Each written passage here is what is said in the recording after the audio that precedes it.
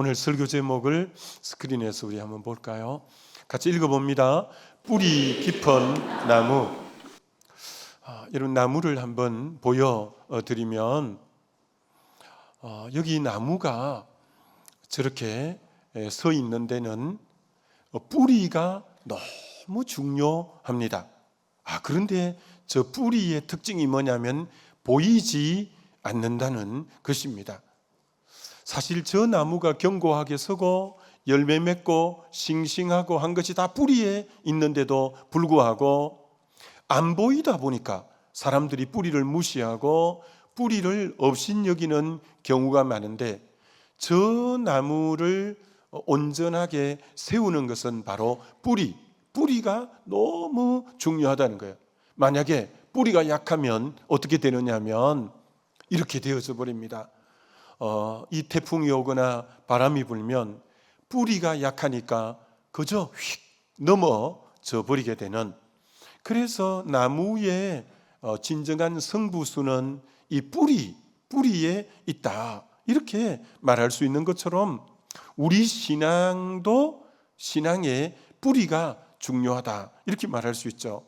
오늘 본문 말씀을 한번 보면 마태복음 6장 6절에 너는 기도할 때 내 골방에 들어가 문을 닫고 은밀한 중에 계신 내 아버지께 기도하라. 은밀한 중에 보시는 내 아버지께서 갚으시리라. 자, 저기 유의해야 될 단어 골방, 세상을 향해서 문을 닫고 은밀 중에 계신 아버지, 저게 전부 뿌리를 내리는 단어들입니다. 골방에, 그리고 세상을 향해서 문 닫고 들어가고 은밀, 저 골방, 문 닫고 은밀은 바깥에 보이는 단어들이 아닙니다. 안 보이는 뿌리와 같은 부분이죠. 여러분에게는 골방이 있습니까? 여러분은 하루 중에 세상을 향해서는 문 닫고 주님 앞에 잠잠히 머무르는 시간이 있습니까? 여러분에게는 은밀을 추구하는, 은밀 중에 계신 아버지 앞에 기도하는 부분들이 있는가? 저것이 바로 내 신앙의 뿌리 역할을 한다라는 것입니다. 우리가 골방에 들어가 세상을 향해 문을 닫고 은밀 중에 계신 아버지께 기도하면 아버지는 우리에게 어떻게 해주신다고 하느냐 하면은 은밀한 중에 보시는 내 아버지께서 갚으시리라, 이렇게 말씀하는데, 킹 제임스 버전 영어 성경으로 보면 reward, oftenly, 이게 리워드가 상급, 보답, 보상이라는 뜻이요. oftenly, 너에게 oftenly가 공공연하게 드러나게, 그리고 공개적으로 너에게 상을 준다, 너에게 보답한다, 너 기도에 대한 보상을 한다. 아니, 나는 기도를 은밀한 골방에서 했는데, 세상을 향해서 문 닫고 아무도 모르게 했는데, 정말 은밀한 중에 보시는 아버지께 했는데 주님이 그것을 응답하실 때는 만인이 보는 공개적인 장소에서 공공연하게 드러내놓고 응답하신다는 말씀이에요. 놀라운 말씀입니다. 예를 들면 엘리야야, 너 그릿 시냇가로 가서 숨으라. 그릿 시냇가에 가서 아무도, 사람은 모르죠, 그 골짜기에 들어가 있는 줄. 하나님만 아시고 하나님하고 독대하고 하나님께 기도하고 늘 하나님에게 뿌리 내리고 이런 삶인데, 때가 되니까 하나님이 응답을 하는데, 엘리야야, 너 갈멜 산상으로 가라. 갈멜 산상에 갔더니 그 백성들이 다 쳐다보고 있는 거예요. 하늘에 불을 내리는 신이 참신이라고 엘리야가 기도하니까 불이 휙 내려서 번제물을 다 태우고 하면서, 하나님이 응답하실 때는 공개적으로 공공연하게 드러나게 만인이 보는 앞에서 응답하시는 거예요. 이게 기도의 묘미입니다. 여러분은 하나님만 알도록 골방에 들어가서 잠잠히 아버지께 기도하고, 세상을 향해서 문 닫고 주님하고 기도했고, 은밀한 가운데 있는 아버지께 기도했는데, 주님이 그것을 나에게 응답하실 때는 정말 세상 사람들이 다 알게, 드러나게, 공공연하게, 정말 놀랍게 응답하시는 우리 주님이시다, 이렇게 말씀하고 있다라는 겁니다. 만약 여러분들에게 이 단어가 없다면 골방도 없고 세상을 향해서 문 닫는 것도 없고 은밀한 가운데 하나님에게 기도하는 것도 없다면 여러분의 뿌리는 드러난 뿌리, 햇볕에 다 드러나서 그러니까 말라버리고 시들어버리고 이게 뿌리가 드러나 버리니까 그 사람에게는 싱싱한 나무를 기대할 수도 없고 열매도 기대할 수가 없는 거죠. 여러분에게 골방이 없다면, 여러분에게 세상을 향해 문 닫고 조용히 주님 앞에 머무는 시간이 없다면, 여러분에게 은밀한 주님과의 교제가 없다면 여러분의 뿌리는 드러나서 말라버리고 정말 시들어 버리게 된다, 이렇게 말할 수 있는 거죠. 여러분, 세례 요한이 마태복음 3장 10절에 이렇게 말했어요. 이미 도끼가 나무 뿌리에 놓였으니 좋은 열매 맺지 아니하는 나무마다 찍혀 불에 던져지리라. 아니, 좋은 열매를 못 맺으면 도끼를 갖고 가지를 치든지 나무 둥치를 쳐야 되는데 어떻게 좋은 열매가 없는데 도끼가 나무 뿌리에 놓일까요? 정확하게 아는 겁니다. 나무 열매가 없는 이유는 너 뿌리 때문이야. 뿌리 때문인 줄 알고 도끼를 어디다 놓느냐? 뿌리에 딱 갖다 놓는 거야. 이미 도끼가 나무 뿌리에 놓였으니 너 뿌리가 부실하기 때문에 너 열매 없는 거야. 그래서 도끼가 자리 잡아야 될 자리는 뿌리라는 거야. 뿌리가 부실해서 열매가 없기 때문에 너무 정확하게 아는 거예요. 누가복음 13장에 포도원에 무화과 나무 한 그루를 심은데 3년이 돼도 열매가 없는 거예요. 아니, 땅만 버리겠다고 주인이 그 나무를 찍어버리겠다고 할 때 가원지기가 있다가 주인님 금년에도 그대로 두셔서 1년만 참아달라는 거예요. 자, 그러면서 비책을 내놓는데 뭐냐면은 내가 두루 파고 그름을 주리니, 여러분 두루 파서 그름을 주면 어디에 영향을 끼치겠다냐면은 두루 파서 그름을 주니까 뿌리를 보강하겠다는 거죠. 두루 파갖고 그름이 다가가는 데는 뿌리잖아요. 뿌리. 열매가 없으니까 저 포도원 지기가 주인에게 1년만 참아주셔서 제가 땅을 깊이 파고 그 두루 파가지고 그름을 듬뿍 주보고 뿌리를 보강시켜보고 그래도 열매가 없거들랑 그때 찍어도 되지 않습니까? 그렇게 열매 없다고 하니까 딱 알아차리는 거예요. 아, 이건 뿌리 문제다 라고 알아차리고 땅을 파서 그름을 주는데 어디를 보강하냐? 뿌리를 보강하는 거예요. 이게 여러분의 신앙에 열매가 없으면 딴 데 손보면 안 돼요. 뿌리 부분이 지금 부실하다는 거예요. 뿌리가 내가 골방이 있는가? 내가 세상을 향해 문 닫고 주님 앞에 머무르고 은밀한 가운데 계시는 그 아버지께 기도하는 이 뿌리가 있는가라고 봐야 되는 거죠. 여러분, 한 단계 더 나가서 우리 삶의 진정한 뿌리는 누구냐? 성경 맨 마지막 책이 계시록이고 맨 마지막 장이 계시록 22장 16절에 우리 하는 주님은 예수님이 하신 말씀인데 이렇게 말씀합니다.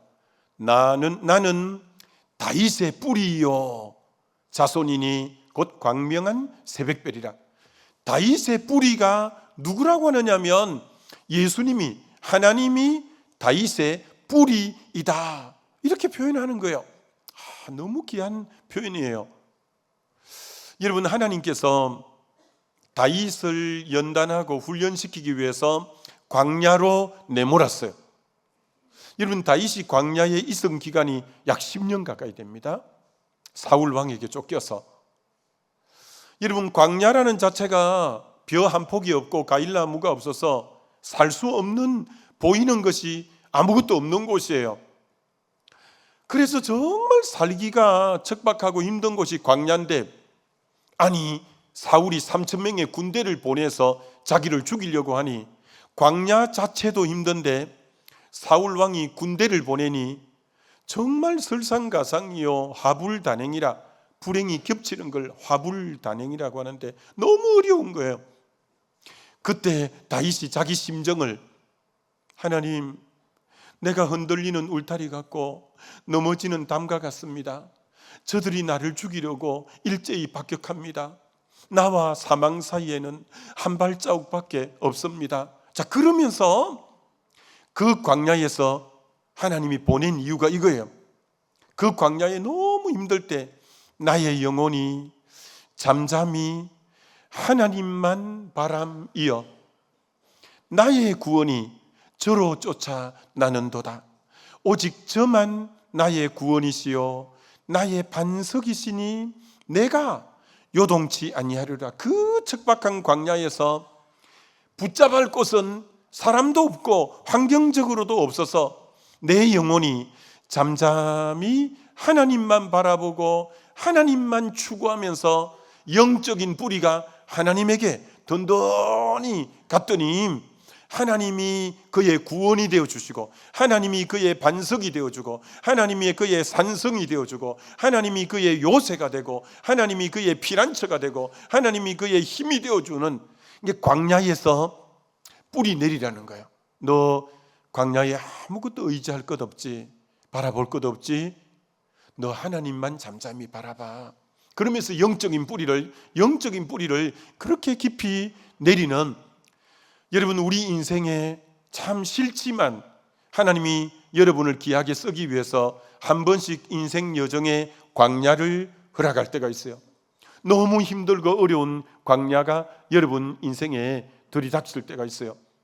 그럼 의지할 데도 없고 정말 너무 힘들 때, 그때 여러분은 영혼 깊은 곳에서 잠잠히 하나님을 바라보게 되고 주님만 전심으로 의지했더니 오직 나의 소망이 그로 쫓아나고 저만 나의 산성, 저만 나의 반석, 저만 나의 구원하면서 정말 주님이 새롭게 경험되어져요.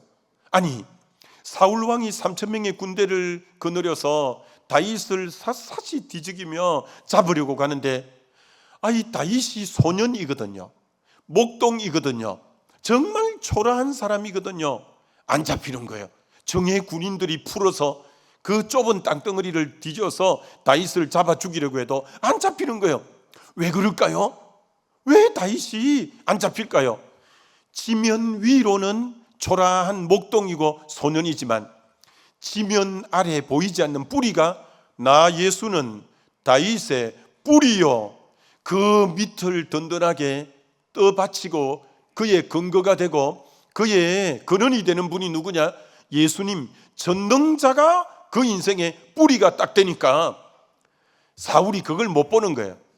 사울은 보이는 것만 보는 사람이니까 저 다윗 저 별거 없는 거, 저 목동, 저 소년, 그러니까 그 초라한 것만 생각하지 그 지면 아래 보이지 않는 영역에 나 예수는 다윗의 뿌리다.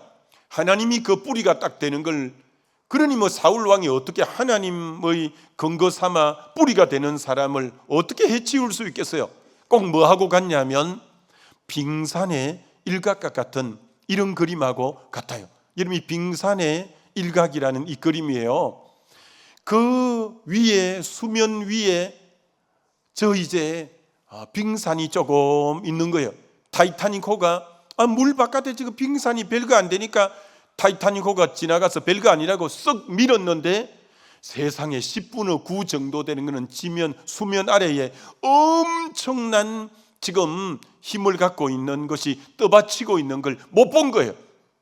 그리고는 탁 부닥쳤는데 그만 배가 파손되어서 수많은 사람이 죽은 거예요. 여러분, 다윗의 인생이 저랬어요. 딱 보이지 않는 영역에 그를 떠받치는 나 예수는 다윗의 뿌리다. 하나님을 근거 삼고 딱 뿌리 삼으니까 사울 왕의 만왕의 왕이 하나님이 딱 뿌리가 되는데 어떻게 일개 조그만한 나라 왕이 어떻게 대적해서 이길 수 있겠어요? 그러니 다윗이 안 잡히고 사실은 사무엘상 30장 길보아 전투에서 다윗과 그 자녀들이 다 죽는 거예요. 하나님이 딱 버티고 있으니까. 여러분, 하나님을 뿌리로 삼는 삶이 바로 저런 삶이에요. 여러분에게 축복합니다. 여러분의 뿌리도, 여러분의 인생의 뿌리도 우리 주님이 여러분 인생의 뿌리 되신 줄 믿게 되시기를 주의 이름으로 축원합니다. 참 우리 주님이 우리 인생의 뿌리죠. 그뿐 아니에요. 우리 주님은 다윗의 뿌리만 되어주시는 분이 아니라 다윗의 인생에 그 앞길을 열고 닫고 하는 다윗의 열쇠를 쥐고 계신 분이 꼭 사울 왕이 절대 그 전제 군주로서 왕권을 쥐고 있기 때문에 다윗의 운명이 사울 왕의 손에 달린 것 같고 그 다윗의 운명의 그 키를 사울이 쥐고 있는 것 같은데 아니에요. 계시록 3장을 보여드릴까요? 다윗의 열쇠는 누가 쥐고 있냐? 다윗의 열쇠를 가지신 이 곧 열면 닫을 사람이 없고 닫으면 열 사람이 없는 그가 이러시되 우리 주님이 다윗의 열쇠를 가졌다는 거예요. 그러니 사울이 아무리 그 앞길을 닫아보려고 해도 안 닫히는 거예요. 여러분 인생 다른 누군가가 여러분 인생 닫으려고 한다고 닫혀지거나 열려고 여러분이 다른 어떤 사람의 인맥을 통해서 열려고 해서 열려지는 게 아니에요. 여러분 우리 주님이 열면 열리는 줄 믿습니다. 주님이 닫으면 닫히는 줄 믿습니다. 주님이 다윗의 열쇠만 가지고 계신 분이 아니라 우리의 인생의 뿌리도 되시고 열쇠를 우리 주님이 쥐고 계신다, 이렇게 말씀하고 있다라는 거죠. 자, 그처럼 오늘 다시 한번 내 인생에 정말 주님을 철저하게 뿌리 삼고 내가 살고 있는가 잘 생각해 봐야 돼요. 여러분, 하나님이 믿음의 조상으로 아브라함, 이삭, 야곱 이를 믿음의 조상으로 삼은 거예요. 저들은 믿음을 타고났을까요? 그렇지 않습니다. 그들은 저 메소포타미아 갈대아의 아버지 데라가 우상을 섬기는 아들이 아브라함이에요. 믿음이 하나도 없었어요. 자, 그럼 하나님이 그의 믿음을 어떻게 키워서 믿음의 조상으로 삼는지, 믿음의 거장으로 삼는지 여러분이 보시면 여러분 믿음도 어떻게 자라가는지를 알게 돼요. 하나님이 아브라함에게 아브라함아, 너 본토 친척 아비 집을 떠나 내가 너에게 지시할 땅으로 가라.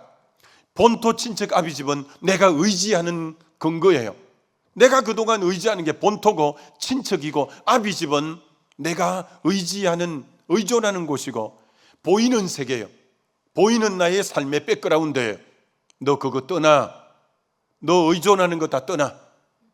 너 보이는 세계 다 떠나. 그러는 거예요.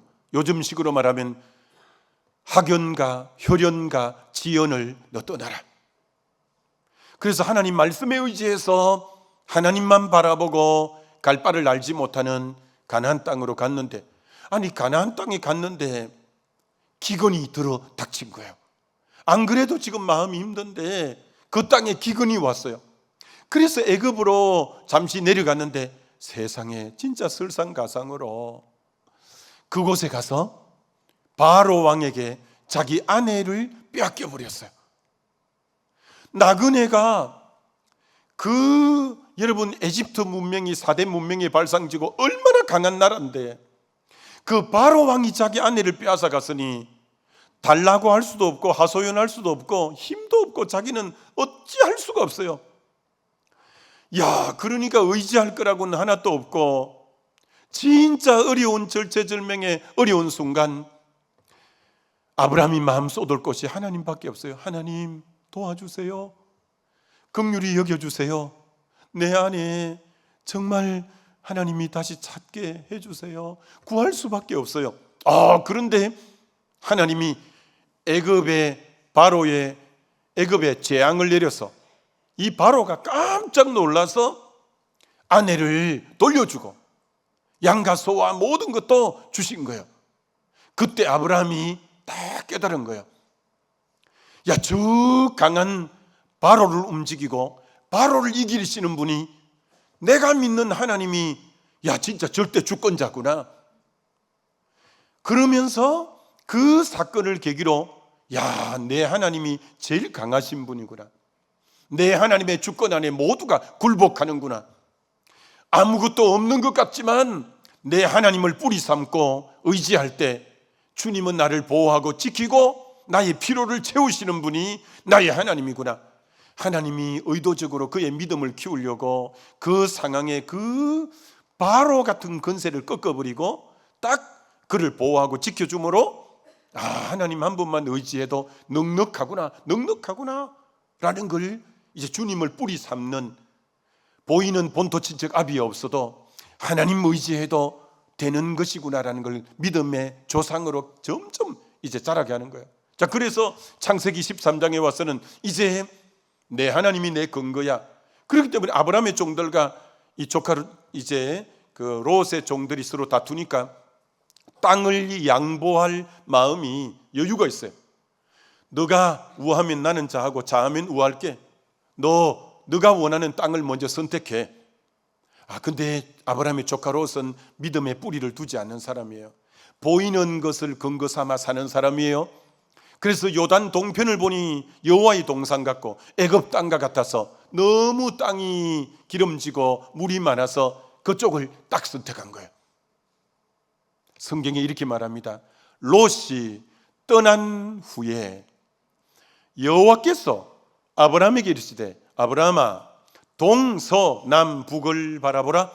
이 모든 것이 너의 것이 될 것이며 너의 후손을 땅에 티끌처럼 많게 하리라. 여러분, 내가 땅의 것 양보했는데 난 하나님만 근거하고 의지하려고, 근데 그 하나님은 동서남북의 모든 것을 나에게 주시고 나의 후손도 티끌처럼 많이 주시는, 하나님 의지할 때 보이지 않지만 그 하나님을 내 삶에 뿌리 삼을 때 하나님이 보이는 세계 동서남북도 다 주시고 그 자녀 손의 축복도 주시는 거예요. 자, 그럼 그렇게 하나님을 뿌리 삼지 않고 보이는 세계만 전부인 줄 알고 갔던 조카 롯의 남의 그 후의 삶은 어떻게 됐을까요? 창세기 14장에 보니까 그돌라 오멜을 비롯한 4개 연합군이 쳐들어와서 소돔 고모라와 전쟁을 해서 소돔 고모라가 전쟁에 지게 되고 소돔 고모라 백성들이 전부 연합군에게 포로가 되어서 끌려가 버린 거예요. 너 땅의 것 보이는 것을 근거 삼아 살면 너 인생이 포로 되는 거 너 알겠지? 그러면 깨달아야 될 거 아니에요? 하나님이 한번 이놈 하고 채찍을 때렸으면 고난이 올 때 못 깨달은 사람은 어리석고 미련한 사람이에요. 근데 아브라함이 318명의 길리고 연습한 군대를 데리고 가서 다시 되찾아왔다면, 혼이 한번 났다면 고난 가운데 깨달아야 되는데 조카 롯은 하나님을 의지하지 않고 또 보이는 것을 근거해서 사는 거예요. 그래서 첫 징계를 못 깨달으니까 창세기 19장에 그가 보이는 세계를 거머잡고 사니까 하늘로부터 불과 유황이 내려서 소돔 고모라가 잿더미가 되어버리는 거예요. 그의 사이가 농담으로 여기다가 불타 죽고 그의 아내 롯은 롯의 아내는 소금 기둥이 되고 그 두 딸은 아버지에게 술을 먹여서 거기서 암몬과 모압의 제약의 씨앗을 낳고 엉망이 되는 거예요. 보이는 세계만 근거 삼아 갔을 때. 여러분, 소돔 고모라가 불과 유황이 내려서 어떻게 됐는지 스크린을 한번 보십시오. 저기가 시딤이 바로 소돔 고모라에 전쟁하던 곳이 시딤 여메드라라고 창세기 나와요. 14장에 거기 여메라고, 저 사해가 다른 이름으로 여메예요. 근데 저기가 불과 유황이 쏟아졌는데 대백과사전에 찾으면 저곳이 대함몰 지구가 된 거예요. 불과 유황이 쏟아진 곳이 얼마나 불과 유황이 쏟아져서, 여러분, 저 사해가 동서가 15km, 남북이 80km, 평균 깊이가 146m, 최대 깊이가 399m의 대함몰 지역이 됐는데 이제 물이 차서 지금 사해가 되고 죽은 바다, 지금까지 생명체가 살지 않아요. 지금까지 생명체가 살지 않아요. 그럼 여러분, 저것이 보이는 세계만 쫓아간 삶의 결론이 되고, 문제는 마지막 때도 소돔 고모라 때처럼 될 거니까 보이는 것을 근거 삼아 살면 너희 끝도 저렇게 돼. 자, 저걸 베드로는 뭐라고 베드로서 2장 6절에 말했는가? 소돔 고모라 성을 멸망하기로 정하여 제가 되게 하사 후세에, 우리가 후세죠, 경건치 아니한 자들에게 본을 삼으셨으며 너 저 본보기로 잘 본보기 삼아야 돼. 그 다음 유다서 7절에도 소돔 고모라가 영원한 불의 형벌을 받음으로 거울이 되었느니라. 저거 너 거울로 삼아야 돼. 하나님 뿌리 삼지 않고 보이는 세계를 추구해 간 겔론이 저렇게 대한몰 지구에 최고 깊이 399m의 땅이 파여지고 지금도 약 3,000년 이상이 지났는데, 여러분이 성지순례로 소동 저기 사해를 가면 유황 냄새가 코를 찔러요. 유황 냄새가. 야, 하나님이 너 본보기로 정확하게 각인해라. 지금도 3,000여 년 전에 내렸던 유황이 그 냄새가 코를 찌르고, 자연 타르가, 불타서 된 타르가 지금도 거기서 많이 나오는 거예요. 너 저거 거울로 삼아야 된다. 너 저거 본으로 삼아야 된다. 너 하나님을 뿌리 삼지 않고 보이는 거 근거에 살 때 인생 결론이 저렇게 되는 거야 라고 우리에게 너무너무 선명하게 보여주셨다는 거예요. 사랑하는 여러분, 여러분의 삶의 근거를 여러분은 보이는 세계에다 두고 있는 여러분 아닙니까? 정말 보이지 않는 엄밀히 계신 하나님에게 여러분은 뿌리 두고 사는 인생인가 잘 생각해 보셔야 돼요. 그런데 믿음의 조상 아브라함의 75세 때 부름받아 175세에 돌아갔으니까 100년 동안 쓰임 받는데 옥에 티가 하나 있어요. 창세기 16장에 사라의 경수가 끊어지고, 사라가 나이 많아 아기를 못 낳을 것 같고, 자기도 옳게 남자 구실이 잘 안 되는 것 같고, 이러다가 우리 손이 끊어지겠다 하고만 상황을 바라보는 거예요. 그래서 애굽 여인 몸종 하갈을 통해서 이스마엘을 낳아버렸더니, 그때 아브라함의 나이 86세라고 창세기 16장 맨 끝절에 말하는 거예요. 86세 이스마엘을 낳은 거예요. 보이는 것을 근거해서. 후대에 사도 바울이 로마서 4장을 쓸 때 하나님을 어떤 하나님이라? 하나님은 바랄 수 없는 중에 바라는 하나님, 죽은 가운데 살리는 하나님, 없는 가운데 있게 하는 하나님인데, 그 우리의 뿌리 되는 하나님을 못 믿은 거예요. 바랄 수 없는, 아기를 낳을 수 없는, 바랄 수 없는 상황에도 얼마든지 바라게 하시고, 없는 가운데도 있게 할 수 있고, 죽은 가운데 살리게 할 수 있는 하나님인데, 아브라함 믿음이 거기까지 안 간 거예요. 다시 여러분에게 말씀드립니다. 여러분, 바랄 수 없는 상황에도 우리 하나님은 바라게 하는 하나님인 줄 믿습니다. 없는 가운데도 있게 하는 하나님인 줄 믿습니다. 죽은 가운데도 살리시는 하나님인 줄 믿습니다. 그래서 하나님이 아브라함에게 너무 실망했어요. 하나님이 뒤끝이 좀 강하십니다. 그래서 몇 년 동안 침묵했냐면은 16장 끝절과 17장 1절, 여러분 장절은 후대에 학자들이 장절을 나눈 거니까 바로 붙은 구절이에요. 16장 끝절과 17장 1절 사이가 무려 아브라함 99세 때 하나님이 나타났으니까, 그 보이는 세계를 추구해 간 아브라함에게 하나님이 몇 년 동안 말을 안 했냐? 13년. 하나님 진짜 13년을 하나님 침묵하시고 말 안 한다는 이야기하고 말 안 했어요. 하여튼 그랬습니다. 근데 여러분, 부부가 말을 안 하고 있으면 누가 먼저 말을 하냐면 그 중에 좋은 사람이 말을 먼저 붙이는 거예요. 결국 13년 뒤에 말을 누가 먼저 붙였냐?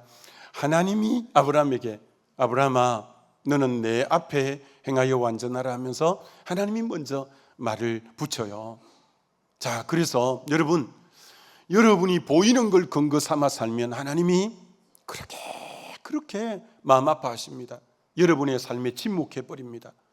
우리의 근거가 하나님이라 세상에 아무 소망 없어도 우리 하나님에 의해서 되어지는데, 그 하나님을 뿌리로 인정해 드리지 못하고 그만 보이는 것 따라 움직여버리면 하나님이 너무 마음 상해하시는 거예요. 자, 그 뒤로부터 아브라함은 절대 그러지 않았어요. 여러분, 아브라함의 삶의 클라이막스 절정이 21장에는 드디어 약속의 아들 이삭도 얻었어요. 거부가 되었어요. 그리고 아브라함의 아내가 얼마나 이뻤냐면, 사실은 아브라함하고 10살 차이인데 그런데 65세, 아브라함 75세 때 저 가나안 땅에 가고 바로에게 갔으니까 그때 사라 나이는 65세인데 65세 할머니를 너무 이쁘다고 바로가 빼앗아 갔어요. 그 정도로 절세미인이었어요. 그리고 그랄 왕도 한 번 더 빼앗아 갔어요. 2번이나 빼앗겼어요. 그 정도로 아브라함의 아내는 절세미인이었어요.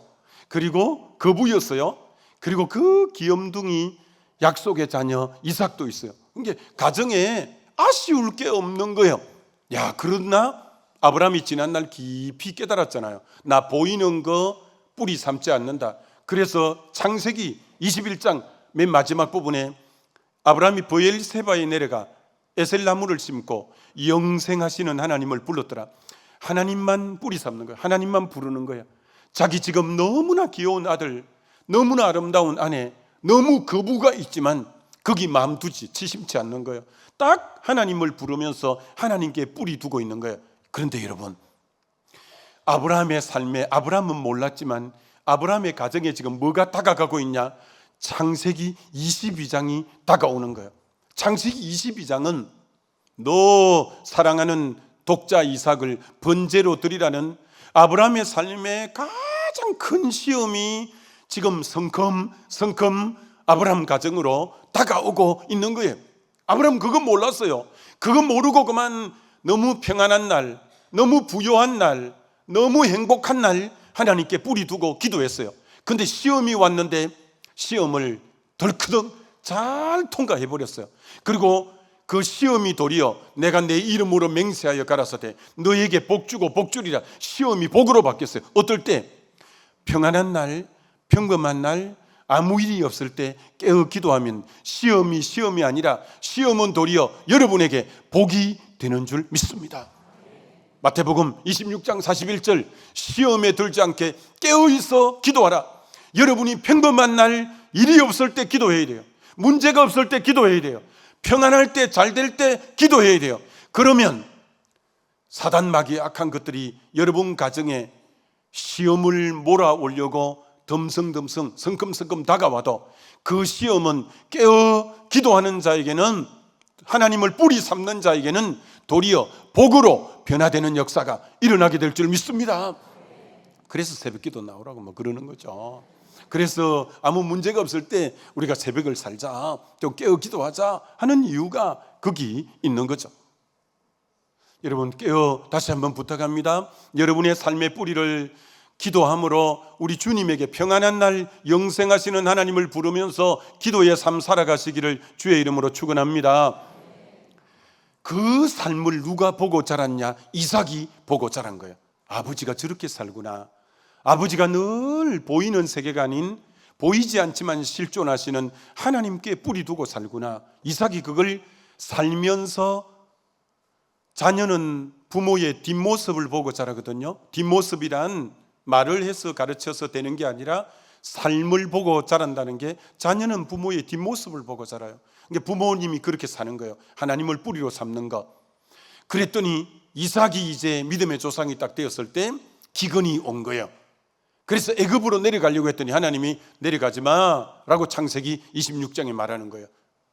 내려 안 가서 하나님을 근거 삼았더니 그해 농사를 지었더니 100배나 얻고 거부가 되는, 이삭도 아버지에게 배운 것처럼 보이는 세계, 이 눈에 아무 증거 없지만 하나님을 딱 근거 삼았을 때 하나님께서 그해 100배나 주고 정말 거부가 되게 한 것처럼, 다시 한번 부탁합니다.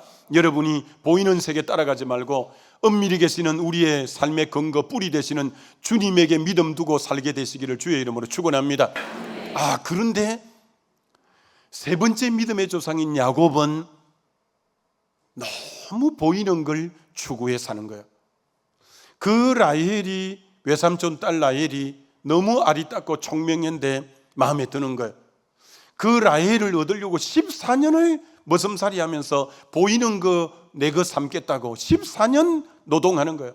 얼룩알룩하고 아롱지고 점 있는 양 내 것으로 삼겠다고 6년 동안, 20년 동안 하나님 한 분도 안 부르는 거예요.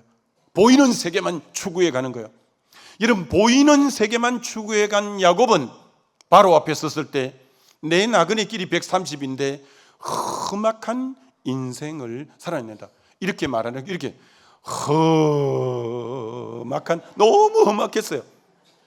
보이는 세계만 쫓아갔더니 인생이 그렇게 험악할 수가 없었어요. 왜? 보이는 세계. 근데 야곱의 삶을 잘 보면 하나님이 3번 만나줘요. 언제 만나주냐? 딱 특징이 있어요. 밤에만 만나주셔요. 베델도 밤에 잠잘 때, 야복강에도 밤에, 브엘세바에도 밤에 이상 가운데. 그러니까 왜 낮에 안 만나주냐면은 낮에 뭐 보이면 그걸 따라가 버리는 거야. 보이면 하도 보이는 걸 좋아하고, 뭐가 낮이 되면 보이는 게 많잖아요. 그럼 그걸 가는 게 야곱이라서 밤에 아무것도 안 보이게 해갖고 나만 바라봐라 인간아 해갖고 밤에만 만나준 거예요. 그래서 야곱은 그렇게 보이는 거 있으면 보이는 걸 쫓아가는 사람이 되어서 밤에만 만나주고, 그걸 다르게 표현하면 인생의 밤을 만난 거예요. 그 부모 그늘에 살던 그가 에스가 죽이려고 하니까 외삼촌집이 어딘지도 잘 모르는데 가다가 베델에 하루 종일 뛰어가다가 허겁지겁 너무 피곤한 돌베개 할 때 자기는 진짜 어느 하나 의지할 것 없는 인생의 밤을 만났어요. 야복강에 아무리 양떼 소떼를 갖고 해유해 보려고 안 돼서 모두를 보내고 나만 홀로 남았더니 400명의 군대가 점점 자기를 가까이 와서 죽음이 그림자가 짙게 드리워질 때 주님만 붙잡는 인생의 밤이 된 거예요. 브엘세바에서 약속의 땅에서 다시 애굽으로 내려가야 되니까 너무 마음이 그런 거예요. 하나님이 밤에 두려워 말라 애굽에 내려가라, 이렇게 하나님이 이상 중에 말씀하잖아요. 전부 인생의 밤을 만났을 때 하나님이 만나준 거예요.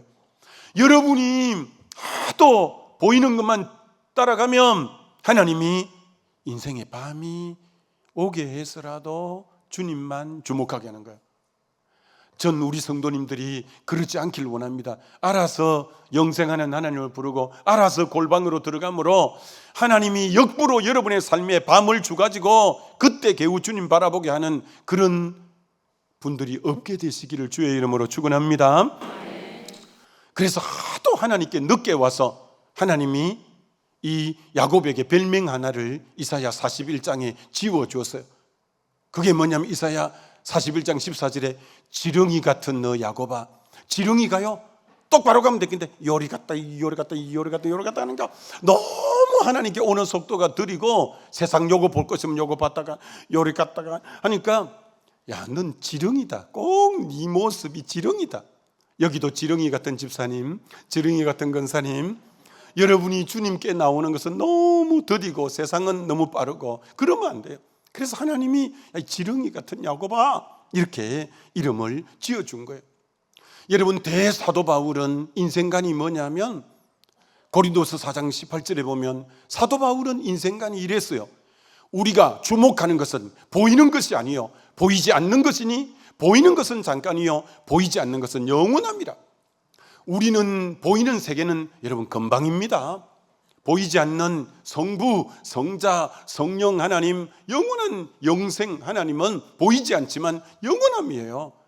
여러분, 보이는 것 너무 그거에 전념하면 안 돼요. 우리의 삶의 근거를 보이지 않는 하나님께 그는 두고 삼아가야 돼요. 오늘 찬송가에 이런 찬송가가 있지 않습니까? 오늘 우리 539장을 불렀는데 이런 찬송가예요. 주 예수께 조용히 나가 내 마음을 쏟아놓으라. 널 엄밀히 보시는 주님 큰 은혜를 베푸시리. 여러분, 조용히 주님 앞에 나가 마음을 쏟아놓으면 늘 엄밀히 보시는 주님이 여러분에게 늘 은혜 주시고 그 은혜로 든든히 승리하며 살아가게 되시기를 주님의 이름으로 축원합니다.